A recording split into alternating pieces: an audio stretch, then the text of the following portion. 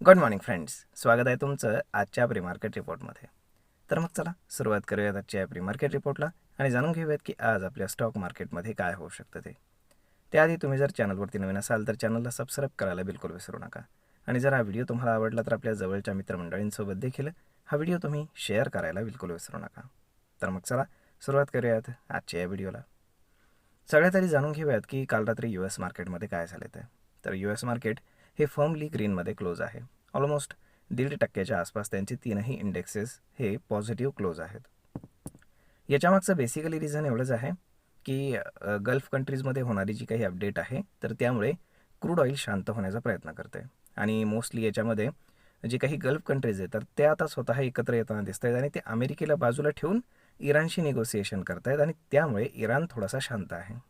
कारण अमेरिकेशी त्यांचं निगोसिएशन म्हणावं असं पटत नाही आहे. त्यामुळे या सगळ्या गोष्टी जर आपण पाहिल्या तर क्रूड ऑइल आपल्याला साधारण $80 आसपास आलेलं पाहायला मिळतं की ज्याला आपण एक मॉडरेट लेवल म्हणू शकतो.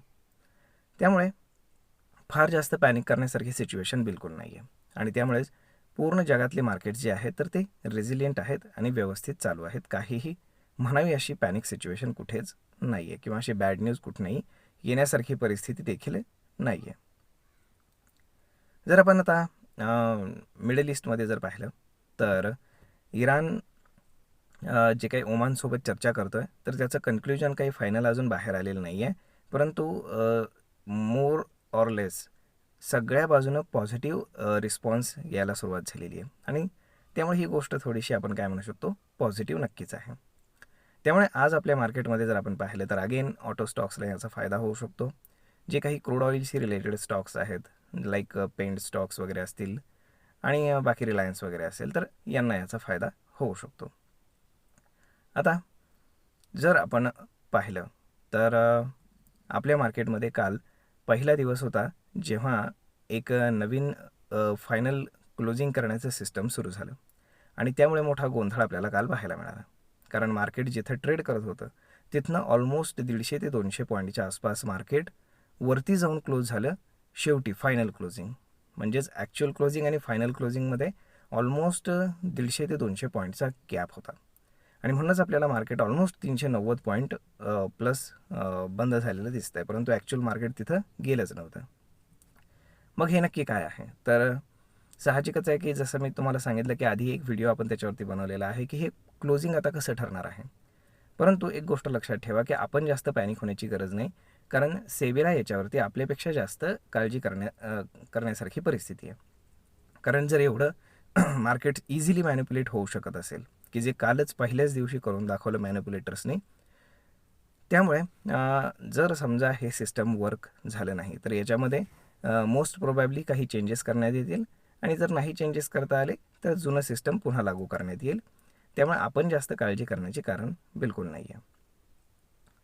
आता जर आपण आजचा गिफ्ट निफ्टी पाहिला तर गिफ्ट निफ्टी इंडिकेट करते की मार्केट साधारण ऑलमोस्ट एक 10 ते 15 पॉईंट फक्त गॅप डाऊन ओपन होईल, ज्याला आपण ऑलमोस्ट फ्लॅट म्हणू शकतो. त्यामुळे आता पाहावं लागेल की नक्की पुढे काय होणार ते.